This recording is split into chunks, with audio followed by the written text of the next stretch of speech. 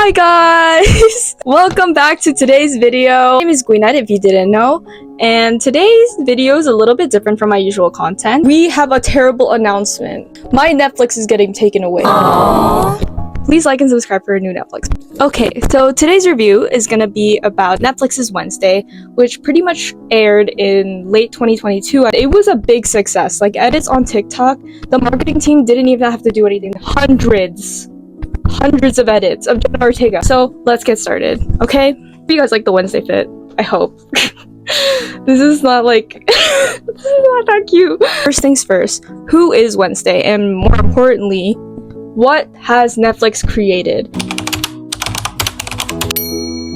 I don't know who Wednesday is. Wednesday is part of Addams family, and the Addams family has been around for like generations. They're kind of like this family who are based on like the macabre and believe that they are normal compared to everybody else. In Wednesday, they kind of take that idea, crumple that idea into a ball and throw that idea away, because Netflix's Wednesday, she's always known who she is. She's very well educated, she is well read, and it's kind of evident in the way she spoke and how each time that she did something there was always like an intent behind it. She always had like a purpose, and every move that she made was purposeful, and that's one of the things I really liked about Wednesday. But kind of intelligence comes at a price, and that comes at the price of her arrogance. She kind of has that superiority complex. She kind of thinks that she's better than everyone else. She kind of holds herself to a higher standard or a higher level. You can see that in the way she interacts with Bianca. She was kind of antisocial, very like lone wolf-esque. Jenna Ortega was phenomenal in this TV show, okay? She took Wednesday, took whatever the writers have given her, and molded that character into what she believed was Wednesday. She literally took lines out. She's like, oh, I'm not saying that. I think one of the other things I really liked was the subtlety, especially Thornhill's like coffee order. And they're two very different coffee orders. Like one's matcha latte and the other one's like some coffee order I can't remember. Oh, Wednesday trying to summon Goody Addams. Her Goody was basically like a nickname. It wasn't like her actual name. And a really cool detail like that Wednesday couldn't summon her because she didn't know Goody's actual name. Kind of laughed because the people in this world, they're kind of like in this Nevermore world, they're kind of like, oh, Wednesday's so mean. They kind of like her because even though Wednesday's kind of just like so about herself and she doesn't really care about anybody else, but like people like Tyler, Enid, and Xavier, they're kind of just like, oh my god, I really like Wednesday because she's so different. She's so honest with me. She's so like not like other girls. She doesn't care about horses or boy bands. She likes murder mysteries and monsters. She gets so upset when she actually just is who she is. Like she just like serves her own purpose and like kind of has her own mission on things, that she doesn't really care about other people. And I get the whole message of this kind of like TV shows, like she's learning to care about everybody else, and she has that kind of insecurity where she wants to care about other people think and wants to be more considered, I guess, but she just like can't be. Plot takes a lot away from that character, and it's not like saying like you lose little bits of her throughout the entire thing. It's not her changing, it's the fact that you made her this way and now you're forcing her into a box to be something else. Writers took so much out of Wednesday. By the end of the season, she didn't even feel like a Wednesday anymore. She didn't feel like a character we like grew to love or that's somewhat connection with, because while Jenna Ortega did phenomenal with what she did, it kind of took this intelligence away from her just to focus on a very simple plot. Because I'm so convinced that Netflix gives like one of the worst plots, or like maybe it's not their fault, maybe because Wednesday is so smart, but the fact that a lot of the puzzles that she does and a lot of the riddles that she solves feel like kind of cheap at this point. Instead of solving problems with her, we have to let her spell them out for us, and that's kind of like, it's a little insulting to her character. Her intelligence is always interchangeable. It always interchanges with the idea of her powers. This is my number one problem with Wednesday. Why was Wednesday sent to Nevermore? Let's lay down the facts really quickly. Wednesday, to her family, they have always known that she was kind of like a normie, I guess. She was kind of normal. They didn't expect her to have supernatural powers, but she had that kind of secret. She kept that to herself. Like not even her mom knew about it. And Nevermore is technically a school where monsters and like outcasts kind of thrive. It's kind of like a safe place. And the only reason she was sent there was because like it's a last resort school. And what like Wednesday's perceiving herself as, she is not like someone who is part of that category. Technically know her as human, but no one really knows about it until like Wednesday's like, oh yeah, I've had them for like a year. But yeah, Wednesday's just being treated as an outcast among outcasts. These extras. I'm gonna call them extras because they don't have a lot in the plot. They're kind of just placeholders. And I'm saying that because we learn virtually nothing, little to nothing, about werewolves, sirens, vampires, and gorgons, like these major important groups. That's such a shame because like you build this world where Wednesday is an outcast among outcasts, and the only concerning thing that makes her scarier than everybody else is that kind of presence she has and the kind of reputation she brings to this new school of hers. So that's the only thing that concerns you? There are faceless ghosts in Nevermore, and you're worried about like a girl with pigtails in her little hand? You're too much, okay? I also want to bring up the fact that Wednesday is detail-oriented. Like, she's a writer. She has 3 unpublished books, okay? So it doesn't make any sense that Wednesday would get so many things wrong in her investigation. The fact that she misses so many details of her investigation kind of makes sense why she goes into confirmation bias, because she's so confident in herself. She's so confident in being right. I get it. Like, this hour she has a learning curve, but how much of the plot are you going to sacrifice for this learning curve, right? Wouldn't you like use like actual evidence? Like, you're trusting your powers so blindly when you admit to yourself that you don't really know how they work, like they just happen, right? The problem I have with lots of these shows, because they kind of make sure this point is stapled into your brain. It's important, but anytime they bring it up, it feels so insignificant, and I hate that, pushing that idea that she's meant to be alone because she's a raven. It didn't make that much sense to me. I hated the love triangle. This is just a side note. I hate the love triangle. It didn't make any sense to me. Just like 2 average looking white guys, coffee guy, and self-tortured artist or whatever. I don't care about them enough to say, oh my god, they're perfect for Wednesday. You know who should have been perfect for Wednesday? I have 2 options. Enid, because like, you know, the sunshine, grumpy trope or whatever. Them.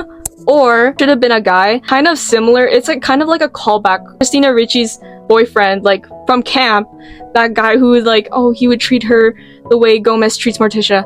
That would be so cute. One of the things I hate was Tyler. It's like his signs to be closer to Wednesday. He was like, oh, I thought you liked me. Wednesday, why are you so mean to me? Why don't you call me? Are you kidding me? Can you mind your own business? Like, it's not about you. Wednesday's on a mission. $20 whole. Tempting, but no.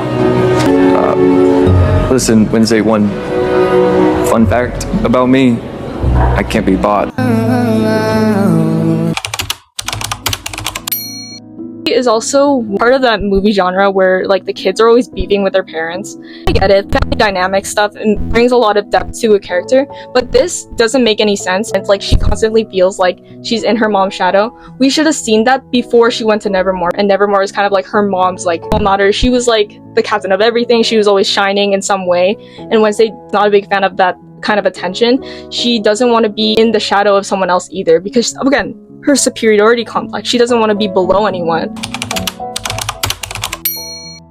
Season of Wednesday, I hope that they do get better in the future. I hope that like they get a bigger budget or have a better storyline. But the reality is that this show, like this first season, hasn't changed anything, and it didn't really do much. This show has taken this really smart character. She has like perfect grades. She's really good at shooting arrows and doing all these kind of things. The plot itself, so like murder mystery, knowledge, and logic based, it focuses a lot on problem solving. And the fact that the writers decide to utilize this and focus more on her like psychic abilities is kind of insane to me, because what's the point of making Wednesday really smart? Because one of the characters in Sabrina, Roz, she is also psychic. She's a seer, I guess. Technical terms. But Roz, objectively, her intelligence doesn't really matter to her power. But Wednesday, they make a point to make sure that Wednesday is a smart character. And I don't believe that they made her smart for no reason. Like, what you could have really done to balance that kind of dynamic of her having powers and her intelligence without compromising her character is door for the Nightshades.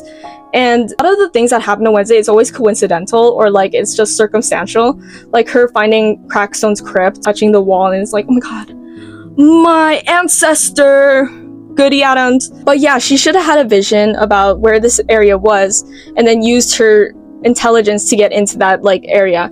And people are like, she did, she used a little, like, that is so cute to add like that little snap, that little Addams family snap.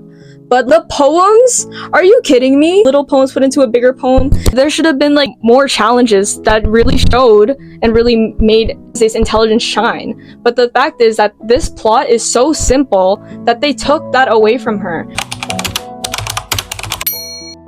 In the end of the day, her ending didn't make any sense. Like, why was Bianca there? Why did she die from a stab wound? I feel like the real mystery we should have been focusing on, instead of like this drama with her little love triangle, you should have focused on where did Crackstone get this little like magic wand? Where did he get it? Like, it doesn't make any sense because there's so many little plot holes. I hate how they try to get away with it by quickly going over it and suddenly, oh my god, he's healed. Like, oh my god, like, the story's fine, it's fixed, it's perfect. Like, no, it's not.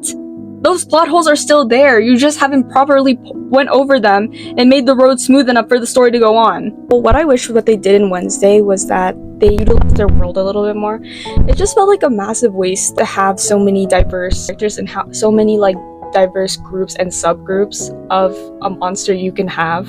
In Wednesday's world, like, monsters are basically neutralizers. They don't even know how to work their abilities, and because they are that powerless, it makes them like basically useless in a bigger fight like against Crackstone.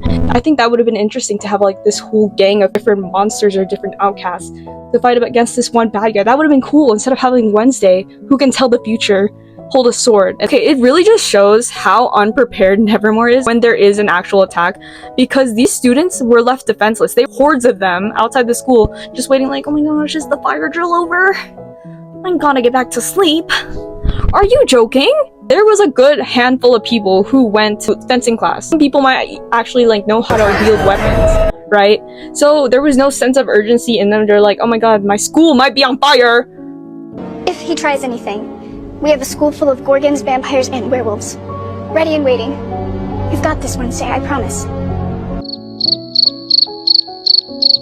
Either Wednesday was really rushed because like they had so many plots and subplots to the original story that they kind of just forgot how to defeat Crackstone, or like this bigger idea on how to defeat him. I think that would have been more savory. I think that Crackstone was brought back from the dead by some sort of witchcraft. I think that they could have played with this world a little bit more, like doing what Shadowhunters did, like having Thornhill frame all these other monsters, thinking that there was more than one murderer out there. There was like one person staging a whole revolt, and basically what they were doing was that they're getting DNA samples, or like pretending that vampires, werewolves, sealies, and all these other supernatural creatures were attacking Shadowhunters and like de-ruining them and like leaving imprints behind, I guess. That idea should have been applied to the victims in Wednesday. That's all I have for today's video. Please like and subscribe. I'd love to hear from you. But yeah, I hope you guys enjoyed today's video. I hope you have a great day, evening, noon, or night, and I'll see you in the next one. Bye!